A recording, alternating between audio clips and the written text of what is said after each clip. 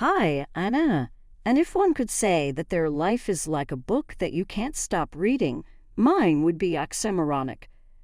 Imagine a beautiful house with a white fence, the aroma of a barbecue, a dog, Buster, with a few bald patches here and there, and you get it, right? But deep down, beneath the surface, is the real story. And that is, well, my family, I suppose. There was Rachel, my older sister, the prim and proper one, the life of the stars. I was the worker bee. No one notices a worker bee. Ratch, that's what we call her in her dressing room. Blonde hair, a smile that could light a room, and the charm of a megastar. Ratch could wrap anyone around her little finger. Turn around and look at a new dress. Blink those big blues eyes, and bam, it's like it's made of gold. Meanwhile, I'd make do with leftovers if I was lucky. Except I'm not whining. We've got a roof over our heads, and I wear clothes. It's not like we live in a Dickens novel or anything. But let's face it, in a pageant of life, Ratch is always the winner. Rachel. Oh, she was living the dream. Away at some elite college where the lawns were manicured and the buildings had ivy crawling up the walls, it was like the red carpet had been rolled out for her and everyone was there cheering her on. But the party was over when it was my turn to talk. Money's a little tight, Anna, Mom said carefully. Dad sat at the head of that wobbly kitchen table, scratching his neck anxiously. Mom stirred her coffee like it held all the answers. You know, maybe it's time to start looking for a job, Dad suggested as the easy fix, like it was just that simple. I felt like they were talking in code. Instead of just coming right out and saying I couldn't afford my dreams, they'd talk around it until they were blue in the face. And then, just like that, not even 18 yet, I found out school wasn't a real option. But that wouldn't stop me. My plan was simple, daring, but respectful. So here's the plan. I'd work hard, save every penny, and claw my way into that courtroom with Esquire scribbled at the end of my name. The jobs I took weren't what you'd call prestigious. By day, it was coffee in one hand, dodging flying pastry crumbs like they were landmines. And by night, it was soap and suds from dishes in a rundown diner that had seen better days. You're the hardest worker here, Emily bragged while we leaned against the kitchen counters and let our laughter echo off the walls. Trish, who just finished tuning her bass guitar before tomorrow's concert with her band, laughed and nodded. Yeah, if anyone can do it, it's you. Their words were my warm blanket, an encouraging hand pushing me forward. Everything was going as planned, just a bit slower. Oh well, what's life without its little surprises? Then I woke up one day feeling like a semi had a go at me. It wasn't just the flu. In fact, it was worse. Long story short, one dreadful morning, I woke up in the hospital with bills the size of an encyclopedia stacked up next to my pillow. Miss Anna, this isn't nearly enough, the lady from the bills department sang joyfully as a coroner. The insurance has some policies I'm not sure you completely grasp. The bill she slid across the table was soaking up my lifetime savings. How come? I whimpered in disbelief. As charming as a wrecking ball tearing down the house, the full charming nature of America showed its real colors to me that day. Well, America's insurance office undoubtedly had my number. She smiled sympathetically at me and told me to contact their center in case payments are troubling me. I couldn't have felt ghostlier than a specter haunting to pay out someone else's debts. It's not me personally, sugar, it's the system. She sighed and handed me back the credit card. It can't be just me who felt the personal assault. The air was icy and the apartment was colder than a regular morning would allow. There go the textbooks. I flipped through another how-to textbook on law. 3 dreams behind the corner, condensed into one burrow of a living room. What's next? Trisha's voice was the first to break the silence, laden with doubt. Honestly, I did not have a clue. My mind was a storm cloud of questions that led nowhere. It is returning to ground zero, but for some reason, it seemed to be much rougher than before. I suppose I will have to start again. I finally replied, attempting to make it sound like a good plan, but I knew she did not believe it. Trish and Emily shared a look of understanding. Yeah, I get it. Our place is too cramped.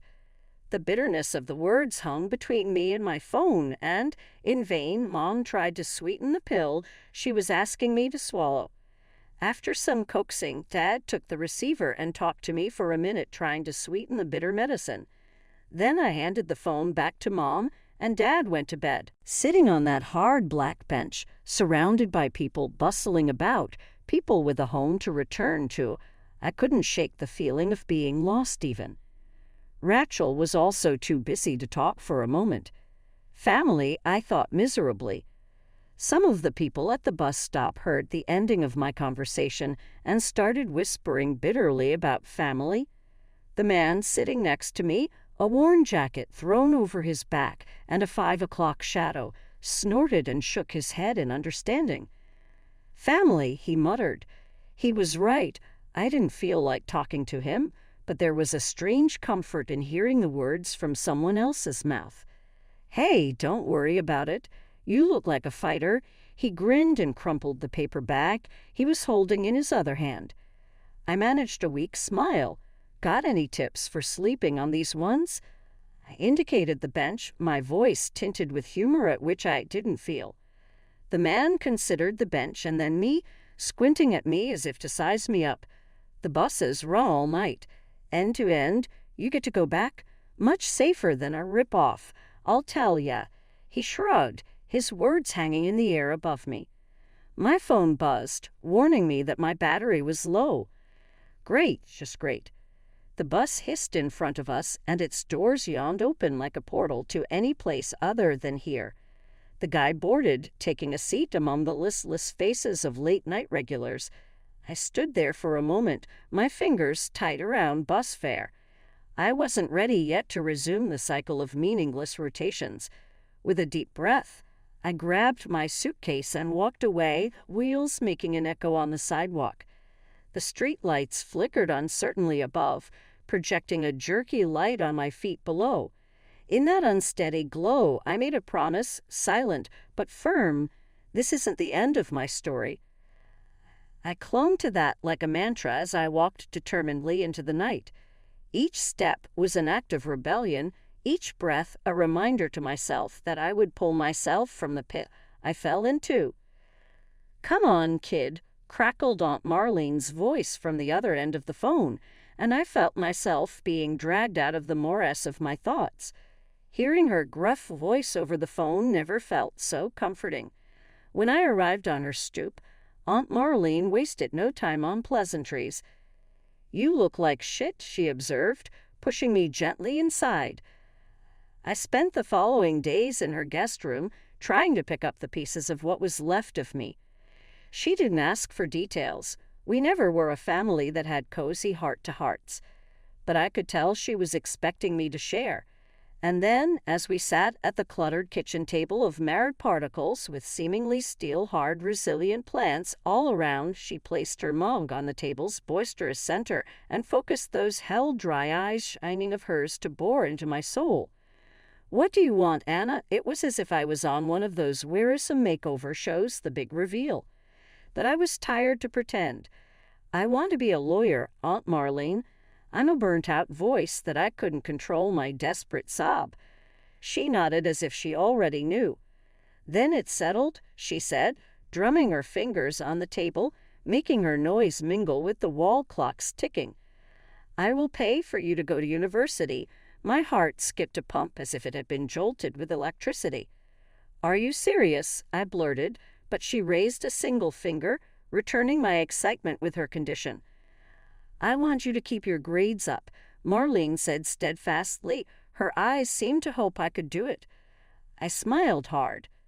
"Of course, I won't blow my money on bingo and whiskey after all," she added with a chuckle. I jumped up and enveloped my aunt in a tight hug.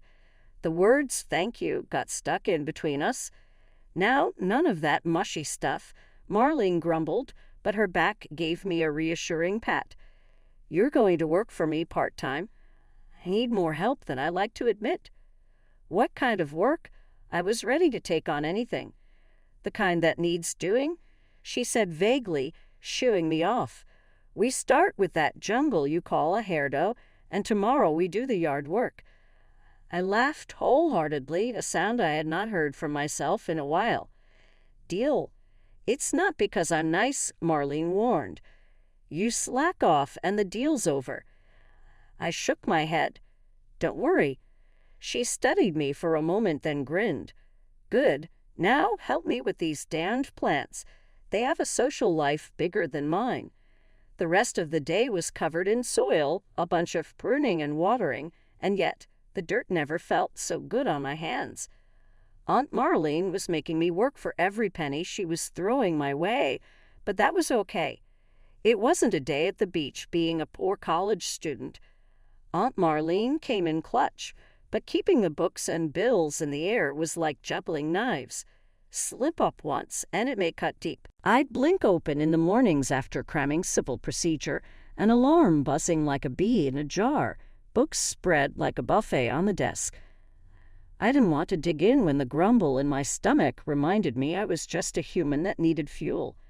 I'd make a beeline to the nearest food joint on campus, and there's Lily, the regular, behind the counter, giving me a knowing grin. "Double shot today?" she asked, noticing the long night ahead. "You know it. They get a greedy grin out of that tired mug." Hand me over a coffee and a sandwich, and she was worried. "You're going to burn out like this," she warned. "You can't burn out when you're already on fire, can you?" But in reality, I felt more like kindling than a blaze. Nights blurred together with flashcards and frayed nerves, every buzz of my phone a looming reminder of Aunt Marlene checking in on me or the bills I still hadn't paid. I always painted a rosier picture of my life for her than the reality I lived. But then, literally overnight, everything changed. Aunt Marlene fell sick, really sick, possibly even fatally. I find myself squeezing her hand in this too-quiet hospital room, unsure of how to feel or what to say. What kind of rock do you offer someone who's been your foundation as they crumble? On one of her visits, I tried to brighten the mood with the thought of scolding me when a time came when she resided. "You better not," she rasped, barely more than a whisper in a voice, the sparkle in her eyes still shining through the brightness now filling them once more. "Crumbs everywhere, wasn't there?" I murmured. This was a topic that never crossed its mind when she and I spoke. It was nearly a nudge, the elephant in the room collecting nothing words and pictures were likely to say. I was sitting there as she sat there to pass that ghostly spirit. I never felt the need to enter another examination room in her life. A lawyer was an ill-timed man with a comb-over and slippage of glasses. "She left me her house, Anna," he said. I felt as though his ghost peeked up behind me. Neither money had to be spoken of. The attorney shuffled the paper across the work. She had made sure enough of my student debts. "You have to work on the rest," he says, strokey. No, Marlene had made it evident. I would have to find a new direction on my own. I hate to admit that my throat constricted, but I had to know. Did she say anything else? His glasses adjusted, and he told me with a steady tone, "Just that she believed in you, and she'll haunt you if you give up." I laughed through the tears. Yeah, that was Aunt Marlene, all right. She wasn't just leaving behind. I'd blink open in the mornings after cramming civil procedure, an alarm buzzing like a bee in a jar, books spread like a buffet on the desk. I didn't want to dig in when the grumble in my stomach reminded me I was just a human that needed fuel. I'd make a beeline to the nearest food joint on campus, and there's Lily, the regular, behind the counter, giving me a knowing grin. "Double shot today?" she asked, noticing the long night ahead. "You know it. They get a greedy grin out of that tired mug." Hand me over a coffee and a sandwich, and she was worried. "You're going to burn out like this," she warned. "You can't burn out when you're already on fire, can you?" But in reality, I felt more like kindling than a blaze. Nights blurred together with flashcards and frayed nerves, every buzz of my phone a looming reminder of Aunt Marlene checking in on me or the bills I still hadn't paid. I always painted a rosier picture of my life for her than the reality I lived. But then, literally overnight, everything changed. Aunt Marlene fell sick, really sick, possibly even fatally. I find myself squeezing her hand in this too-quiet hospital room, unsure of how to feel or what to say. What kind of rock do you offer someone who's been your foundation as they crumble? On one of her visits, I tried to brighten the mood with the thought of scolding me when a time came when she resided. "You better not," she rasped, barely more than a whisper in a voice, the sparkle in her eyes still shining through the brightness now filling them once more. "Crumbs everywhere, wasn't there?" I murmured. This was a topic that never crossed its mind when she and I spoke. It was nearly a nudge, the elephant in the room collecting nothing words and pictures were likely to say. I was sitting there as she sat there to pass that ghostly spirit. I never felt the need to enter another examination room in her life. A lawyer was an ill-timed man with a comb-over and slippage of glasses. "She left me her house, Anna," he said. I felt as though his ghost peeked up behind me. Neither money had to be spoken of. The attorney shuffled the paper across the work. She had made sure enough of my student debts. "You have to work on the rest," he says, strokey. No, Marlene had made it evident. I would have to find a new direction on my own. I hate to admit that my throat constricted, but I had to know. Did she say anything else? His glass, whenever they threw at me next, must have been uncomfortable for them. Think of the family. Mom softened her voice. "I see now I'm the only one who actually does care about this family."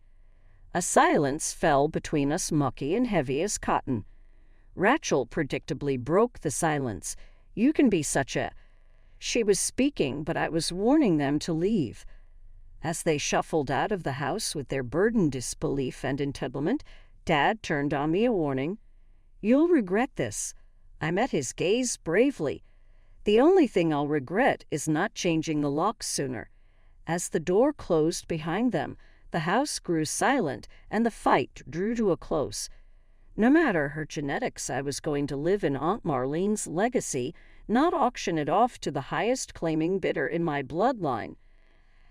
However, a different type of exhaustion was knocking at the door. The type of exhaustion that was in your bones.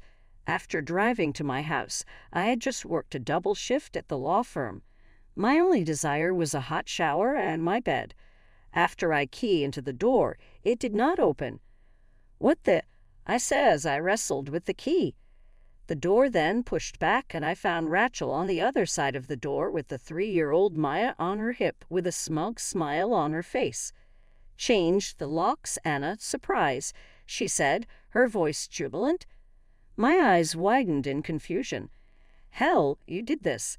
This is my house," I retorted, feeling as a concoction of rage and alarm moved in me. Not anymore. The aura in the room was denser than syrup. Maya had a series of innocent chuckles, seated on her chair, completely unaware of the adult commotion around her. The bile simmered in my voice on the literal bubbling point. "Watch me," I declared as my finger dialed Rachel. His smile began to fade. "You are bluffing," he stammered faintly as my phone was through. Dad's truck lurched forward in the driveway, Mom tailing him. They approached as if it were an intervention. "Anna, be normal," Mom wailed, her eyes welling up like the scene in a soap opera. "I'm way past normal," I barked bluntly. Dave leaned over me, trying an appeal. "Come on, Anna," he protested mildly. I shot the phone back at him. The record indicator mocked at us both, daring to challenge me. "Say that again to the phone, Dave, what you just said," I taunted him. His face blanched as the sirens tore through the air and the real authorities swept in. The cops went out of their car, professional faces that softened the moment they wrapped the scene. Dad's concerned voice went shaky, firming up with lies. "Officers, it's just a mistake," he trailed off. But robbing my house away from me was not an inconsequential family malfunction. And I made sure they knew that. Dad and Mom put on a good show as the officers questioned us, but the house was deeded in my name, courtesy of Aunt Marlene's will. "Can you prove you live here, ma'am?" asked one, and I remember thinking, better yet, I can prove I own it, as I pulled Aunt Marlene's will out of my briefcase. That single sheet of paper felt like a victory, a deep breath after holding my breath under the water far longer than Mina had. The thought that I handed over that damn car key felt like I was surrendering a part of my soul. They looked over it suspiciously, and their brows rose and fell in the way that only people closely examining paperwork can pull off. "Seems clear enough," said one, tucking the papers in his pocket. "Hand over the keys to Miss here, or we'll have to press charges for your breaking and entering and unlawful eviction." It was a struggle, but eventually Rachel cracked and handed over a bunch of keys. Mom and Dad went quickly, but Dave, gods, poor Dave, he disappeared inside his oversized coat, trying to make himself invisible. The police led 4 of them off the property, and Mom managed to shoot me a look that was pure magma. Too bad it was the law. Otherwise, people's sob stories would get everything. The door clicked behind them, a final arbitration on the argument, and I leaned my back against it. My hand shook with adrenaline like a hummingbird's wings. I walked to the kitchen on shaky legs, ready for a sip of that coffee as the desert craved rain. The whistling and boiling of the pot carried me back into my thoughts. The heavy click of the last lock seemed like the end of a bad joke. My house was as fortified as a fortress now, but still lacked that perfectistic perfection.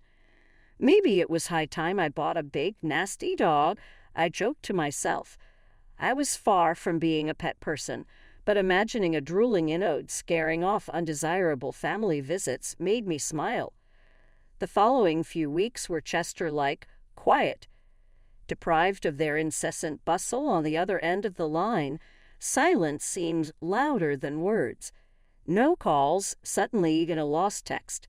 Each and every sleepless night, I'd find myself surfing through Rachel's children's social media. She knew how to snap the most dramatic pictures, sad eyes and pouty red lips with a subtitle that could melt an orphan's heart. Little Timmy begging for a backyard to play in, and Maya's 3rd birthday party without Auntie Anna that always got a chuckle out of me. Did they think I had amnesia? Forget why I'd stayed away from the moment I finally put my foot down. The abject poverty of the past was the same as the desperate hours I'd known a decade ago. When I begged for more cash to fund my studying, they'd always spout that nonsense about teaching responsibility and tough love. Behind those words, though I still heard the slam of the door when I had nowhere to go, I remember feeling like the wind had been squeezed right out of me. That was their failing, but what happened from then until now? That's mine, something I did all on my own. Stacks of case files sat jumbled on my desk, hosts of other things that didn't care about mommy and daddy issues. My clients needed me, and that was all affirming. Occasionally, I'd sneak into my back porch for a neat bourbon, taking in the whole backyard they tried to snatch away from me. It was nice and quiet.